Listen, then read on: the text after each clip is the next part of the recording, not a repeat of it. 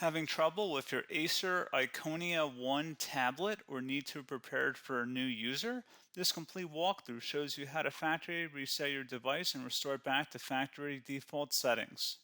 So this should hopefully be a pretty straightforward process, guys, and without further ado, let's go ahead and jump right into it. It's supposed to not delete your personal files. I strongly suggest that you create a backup of any important files or documents before you proceed, because even though it might say that it's going to save your personal files, there's no guarantees that it will, so just keep that in mind, and we're going to go ahead and jump right into it. So we're going to go ahead and start by right-clicking on the Windows Start menu, and we're going to select the settings. You want to select System, and then on the right side, scroll down until you get to Recovery. Reset Advanced Startup Previous Version of Windows. Go ahead and open that up. So we're going to start by going underneath Recovery Options, reset this PC, choose to keep or remove your personal files, then reinstall Windows. Go ahead and select Reset PC. Underneath Choose an option, Keep My Files removes apps and settings but keeps your personal files. Now, like I said, there's no guarantee, but you still want to create a backup, but we are going to select that for today's tutorial here. And it's going to ask how would you like to reinstall Windows. I usually do a local reinstall, so that's what I'm going to select. And current settings is going to reinstall Windows from this device, and then we're going to select next again. This shouldn't take too long here, guys. And resetting will change settings back to their default, keep personal files, reinstall Windows from this device, remove all apps and programs, and you can also view what apps will be removed.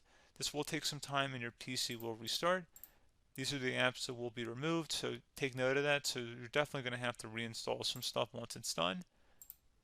So it looks like I accidentally closed out of there, so I'm just going to go back to exactly where we were. And we're just going to go ahead and proceed with the reset here and select reset.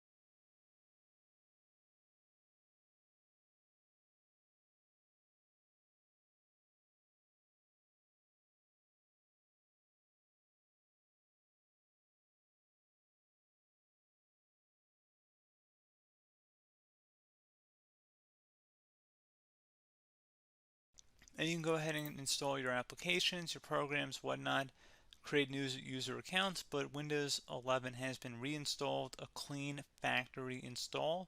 So pretty straightforward process.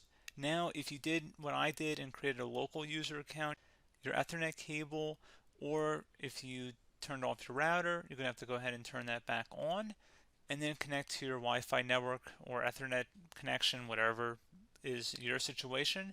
But pretty straightforward process, guys. Do hope I was able to help you out, and I do look forward to catching you all in the next tutorial. Goodbye.